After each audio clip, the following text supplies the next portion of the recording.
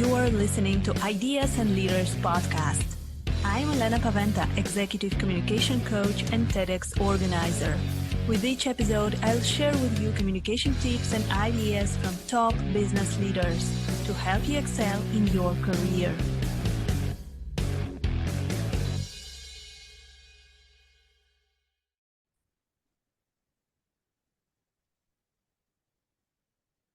Hello and welcome to the next episode of Ideas and Leaders podcast. Today, my guest is Darryl Stickel. He's an expert on trust. And today we're going to speak about how to build trust. So what do we need to do to build trust? Why it is important. And Darryl is a book author. He has PhD on building trust. He worked for Mckinsey, so he's a very experienced person in this area.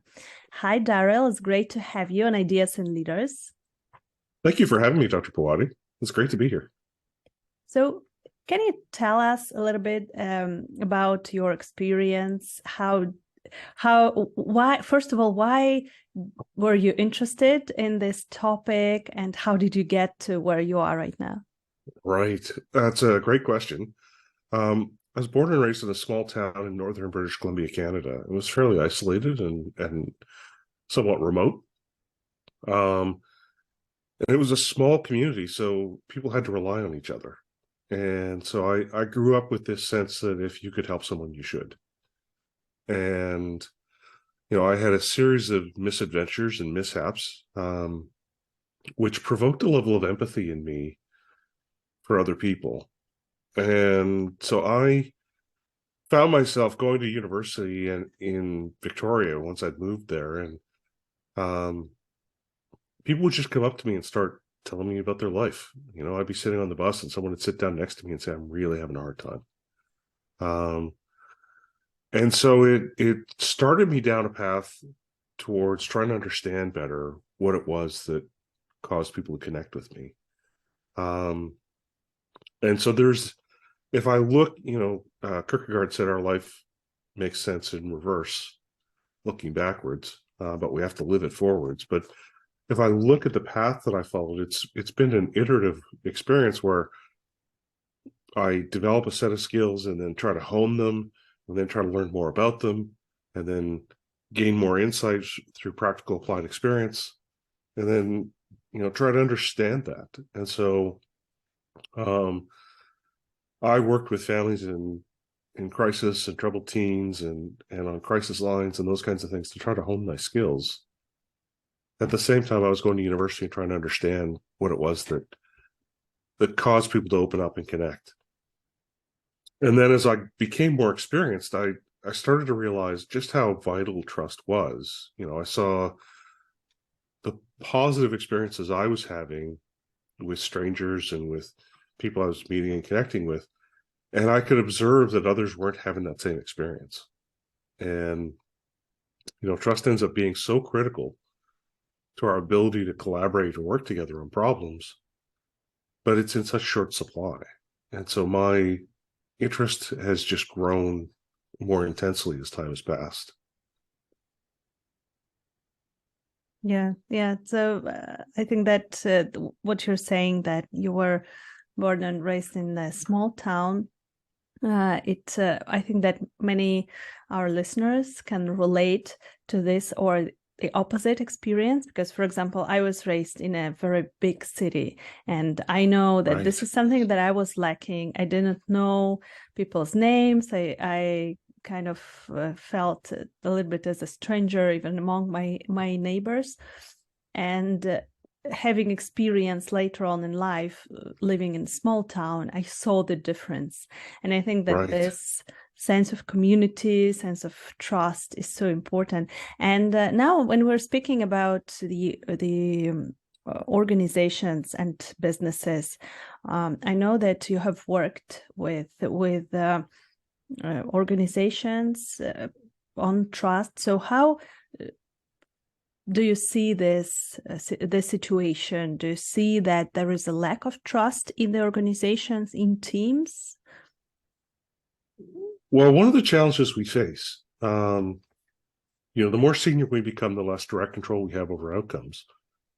As a very senior leader, you don't turn a wrench and you don't deal with customers one-on-one very often.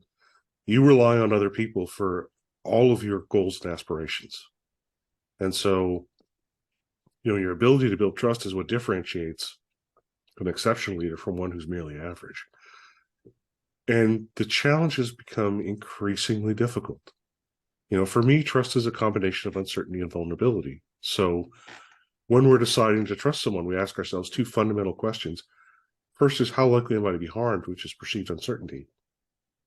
And the second is, if I'm harmed, how bad is it going to hurt, which is perceived vulnerability. And those things multiply together. So uncertainty times vulnerability gives us a level of perceived risk. We each have a threshold of risk that we're comfortable with. If our perception of that risk goes beyond our threshold, we don't trust. If it's beneath it, we do. And so building trust is fairly simple. It's, where does uncertainty come from and how do I take steps to reduce it? Where do perceptions of vulnerability come from and how do I take steps to help manage that? But we've seen an explosion in uncertainty with changes in technology, changes in social norms and values, pandemics, political divides. All of these things have made it more and more uncertain for us. And that means that if you and I do exactly what we did a year ago or 2 years ago or 5 years ago, while it might have built trust in those settings, it's no longer sufficient. And so we need to be really intentional about how we go about reducing uncertainty and how we have conversations with one another. I like the conversation we had about a big town versus a small town. Think about the world as, originally it was smaller towns, and now with social media, it's become a huge town. And so a lot of our relationships are a mile wide and an inch deep. And so we don't know each other as well. We have uncertainty that comes with, so many changes that we're experiencing. Yes, absolutely. We say that we have 3,000 friends here, 5,000 friends there, but in fact, those are not friends, and majority of those people we don't even know, or maybe we saw them once in our lifetime and never had a real conversation. So indeed, we have this issue, and in organizations right now, as you mentioned, the uncertainty is so much bigger right now. And we also don't see each other often. So many organizations, they work online. We work from our home office. Still, many organizations switch to part-time working in the office, or still I know that many people, they work full-time from their home office and they are comfortable with that. So how does it influence building trust in teams? Well, the adoption of virtual teams has been, both a boon and a curse. Virtual teams provoke higher levels of uncertainty because of exactly what you're talking about. We don't have as much time to exchange with each other or connect. There are fewer of the informal get-togethers that we're used to as human beings. Now, it's not impossible. I've done some work with a woman named Kelsey Trigg, who's she may be the best leader I've met, and she has a completely virtual team that's global, and she still builds really high trust levels.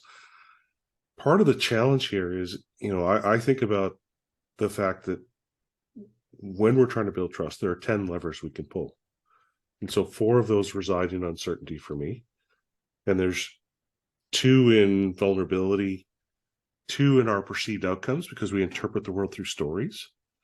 And then there's 2 in emotions or our connection, whether we like or dislike one another. And we as human beings, all have the ability to build trust. Some are just better than others. And so those who are not very good have a lever that they pull. Those who are a bit better have multiple levers that they pull, and those who are really good have multiple levers and they know when to pull which one. And one of the levers that I talk about fairly often is this lever of benevolence, the belief that you've got my best interest at heart. And that's one of the things we've lost a lot of in these virtual teams, because we get so focused on being task oriented. We've got a meeting followed by another meeting, and we don't have time to connect with each other at a personal level or to understand what each other's best interests are. This is particularly challenging for leaders who have less opportunity to hear some of the buzz and bubble that goes on in a work setting, where you find out, what matters to people or how to connect with them outside of work, how to think about what their best interests are and how you might actually act on those. Yeah, so we need to focus on people's interests to show that we know what they're interested in, and to speak in terms of their interests. I think that this is something that was said by Dale Carnegie in his book How to Win Friends and Influence People 100 years ago. And right. It still works in leadership. This is what helps us to be better leader, and also to be better human. And this definitely builds trust, right? Absolutely. And one of the things that I do is I try to inform people about the different levers, but I also try to inform them about how to pull those levers. And so one of the challenges we'll face is, I may think I'm being benevolent, but unless you experience it, I miss. And so, it's important for us to include the other person in that conversation. And what I'll do with a lot of my training courses is I'll get people to pick someone to practice with. And I'll say, you're going to have a trust buddy, someone that you practice pulling these levers with. And, let's use benevolence as an example. I'll give them a template for a conversation. And I'll say, here's how you're going to start. You're going to say, Darryl said that building trust is really important, and that one of the levers we can pull is benevolence, which is having someone's best interest at heart. I think I do that, but it doesn't always seem to land that way. Have you ever experienced that? And everyone has, or they tend to, and they'll go, yeah, I did this or I did that. And then we start to narrow the funnel, and we say, well, have you ever had someone really act in your best interest? What did they do? What did it look like? How did it feel? And now we're starting to get a sense from them of what benevolence really means to them, what their best interests really are. We're getting some hints. Then we narrow the funnel even further, and we say, what would it look like if I was acting in your best interest? What does success look like for you? How do I help you get there? How do I be transparent about this? Because I found that if I just said to someone, hey, I want to be benevolent, what would that look like for you? They're stuck. They're left thinking, I'm not quite sure. I don't know what that would look like. And then the thought starts to go through their heads of, do I really want to tell you? Because if you know what makes me happy or what success looks like for you, are you really going to act that way? And so if we're able to start to get a better sense of what benevolence would look like for the other person and include that in that conversation, we reduce the possibility of there being a miscommunication. When I do something, I can say, I did this because you told me this matters to you. It wasn't an accident. Yeah, I think that it is so rare that we have this atmosphere in the company, in business, where we are 100% free to share what is this that we actually want to achieve, right? And that others actually care about this and help us to achieve this. So I met a couple of organizations and I had conversations on the podcast also, where there is they say that they're 100% transparent, and that they actually say that, okay, we want to know what are your goals. We want to help you achieve your goals, even if it will not be in our company. So, and right. I love this. I love this level of benevolence, that I will help you to achieve your goals, even if you want to develop your own company after this. You want to gain knowledge in our organization and then grow. And people actually do this and they love this organization, and then they are messengers and they promote this organization even when they're not working there. So I think that this is the level that we would love to achieve. But of course, in corporations, I know that maybe it is not always possible, maybe in smaller companies and small and medium organizations more.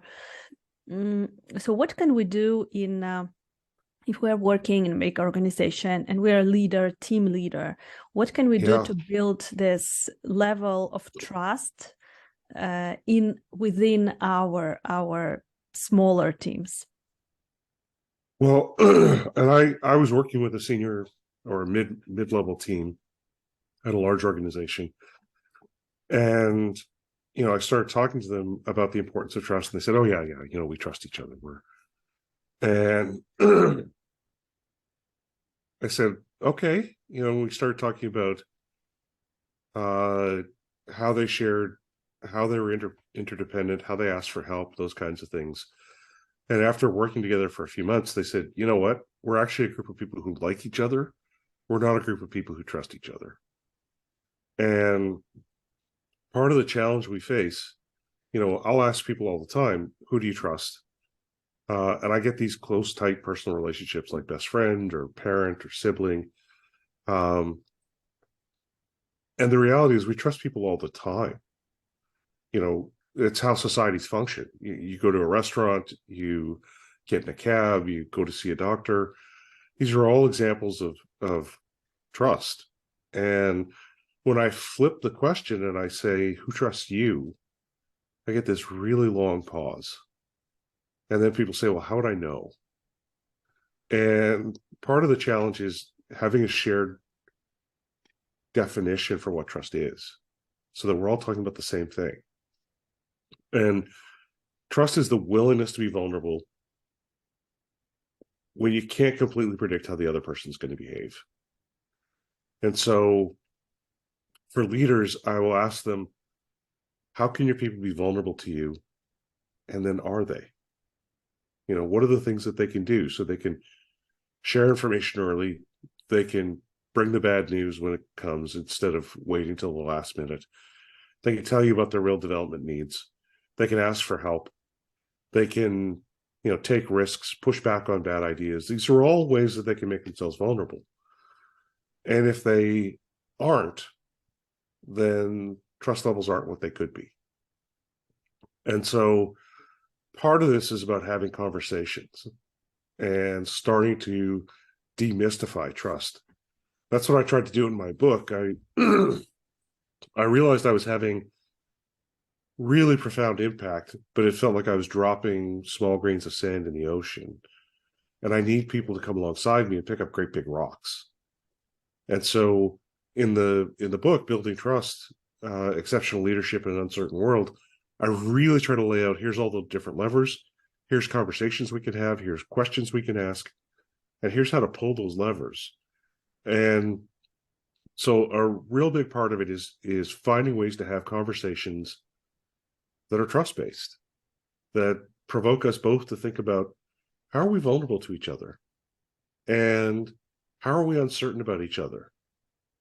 And, this sounds like or feels daunting, because a lot of times people will feel like, wow, trust is really complex and it's fuzzy and it's all over the place. And if I say to someone, "Do you trust me?" that doesn't work, because one, they don't know. They don't know how much they trust me. The right response would be, with what?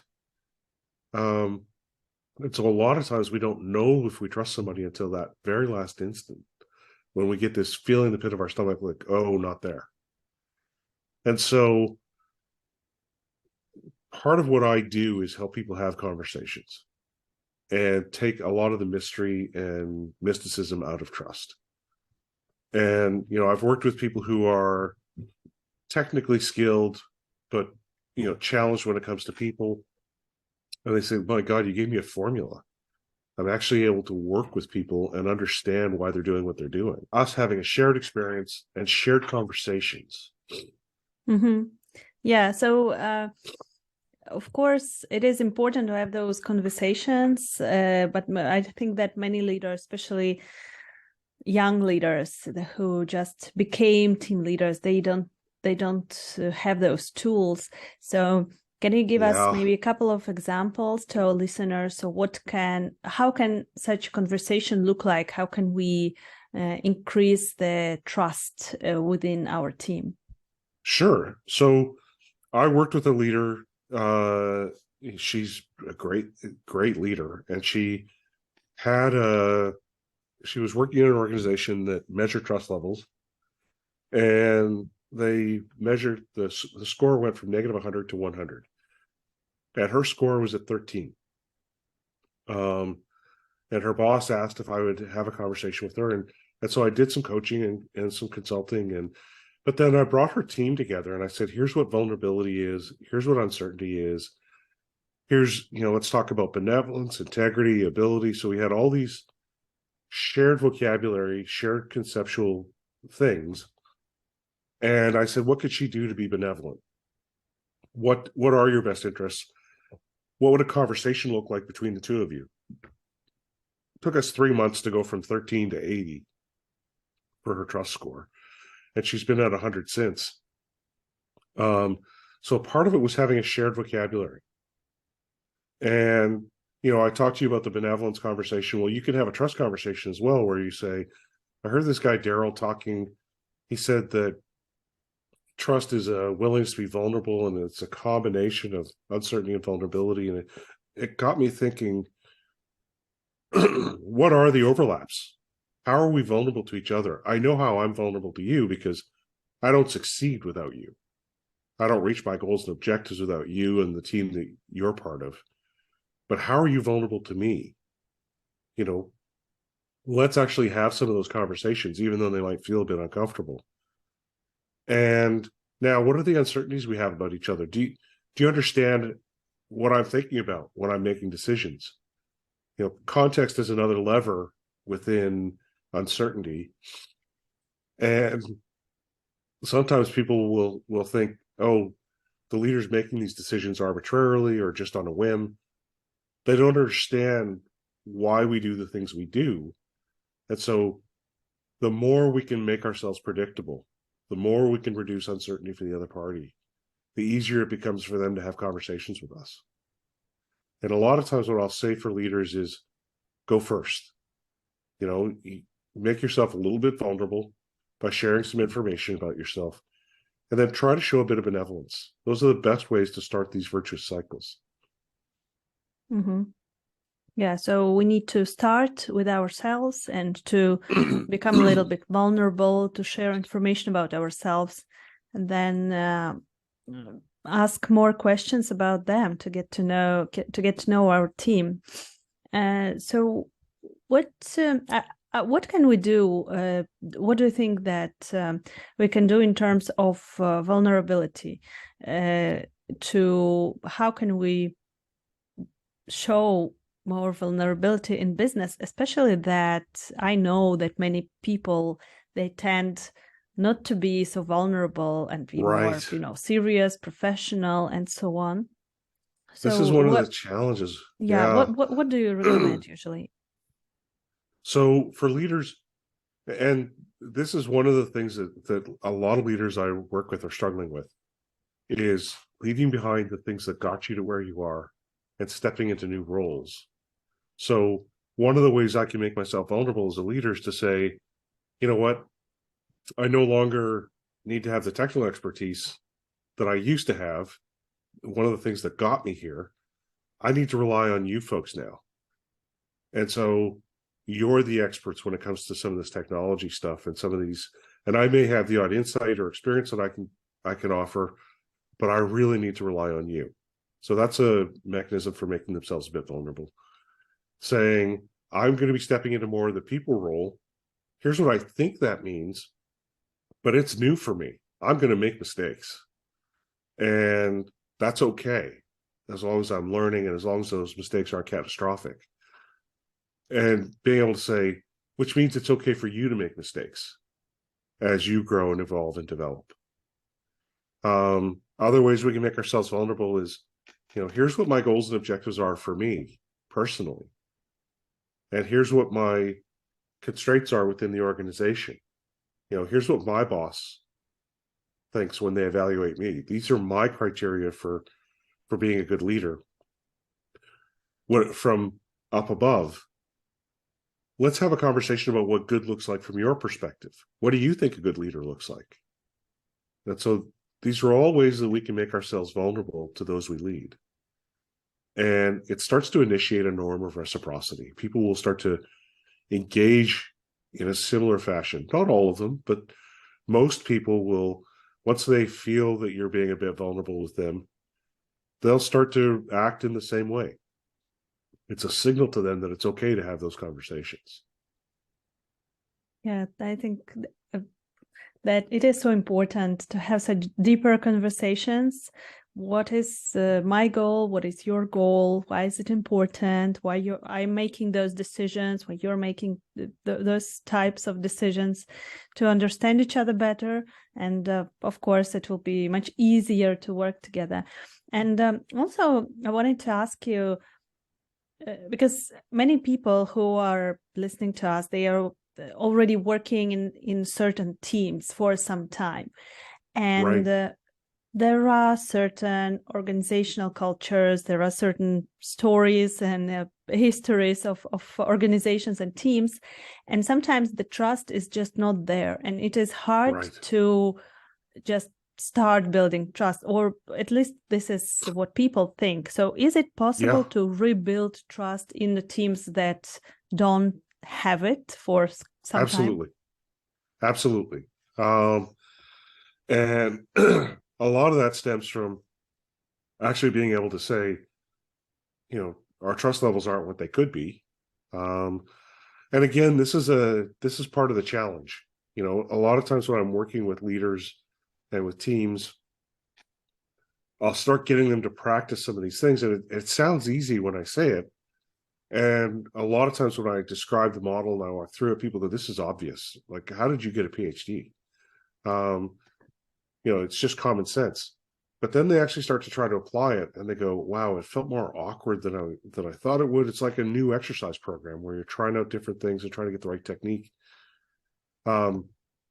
We have absolutely seen profound growth in trust levels within different relationships, within teams, within organizations. And part of it starts with just some of these conversations. And saying, our trust levels are really low could be insulting, or it could lead to defensiveness for people, or it could lead to them thinking, what are you trying to do? Why are you trying to get me? But instead saying something like, our trust levels could be better, right? We could work together more collaboratively than we do. Because the research is really clear. Higher trust levels lead to higher employee engagement, higher returns to shareholders, higher innovation, higher adaptability, higher retention rates. You get the benefit of the doubt. And so a lot of times, we see these profound benefits when teams are able to work a little more closely together. And so part of it starts with conversation. And it starts by saying, trust is something we could work on. It's something we could build. It's a skill. And it's actually one of the few skills that leads to success that's completely within our control. And so, if people wanted to go to my website, Trust Unlimited, there's articles on the blog section that talk about trust in leadership, trust in parenting, rebuilding trust with the police. There's a bunch of different things that they can look at for free if they don't want to spend the $25 on the book.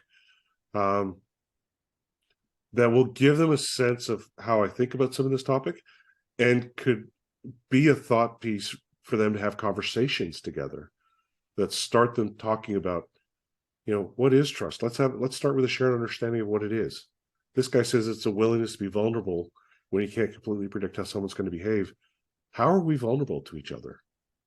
I know that I can't complete my task if you don't complete your task, and there's an interdependence between us. Let's look at that. And what are the uncertainties? What would a good partner look like for you? What would a good teammate look like? Let's start asking some of those questions. And it can be scary. Like I ask my kids, what's a good dad look like? I'm terrified what the answer is going to be. Because, what if they say not you? So a big part of it is a shared understanding, a shared vocabulary, followed by, conversation, questions, working towards a shared understanding. No, it seems so easy when you're describing those tools. Just ask this question, just ask that question, and in fact, we should have those conversations. I think that it is maybe it is not so comfortable to actually have those conversations, but then it can lead to so many benefits, as you just mentioned. So thank you so much, Darryl, for sharing all of this on our podcast. And you mentioned your website. If our listeners want to reach out to you, so where they can find you, social media, Right. website? So I'm on LinkedIn, Darryl Stickel, Darryl Stickel. You can go to my website, trustunlimited.com. You can reach out to me, Darryl@trustunlimited.com. I have, the books available anywhere you buy books online. My aspiration is to make the world a better place. And I think that if people buy the book and not just read it, but actually start applying the concepts, they'll find that they're building better skills. And they can also sign up for my online courses. I've got masterclass and all kinds of things to try to help people get better at this. Thank you. Thank you so much, Darryl, for being on Ideas and Leaders. We will share all your links under this episode so that our listeners can immediately jump there and connect with you. Thank you so much for being on the podcast. It was a pleasure talking to you today. Thanks, Dr. Paweta. Thank you for listening to Ideas and Leaders podcast. Did you enjoy this episode? Let me know that you listened by tagging me in your LinkedIn profile and using a hashtag Ideas and Leaders. See you in the next episode.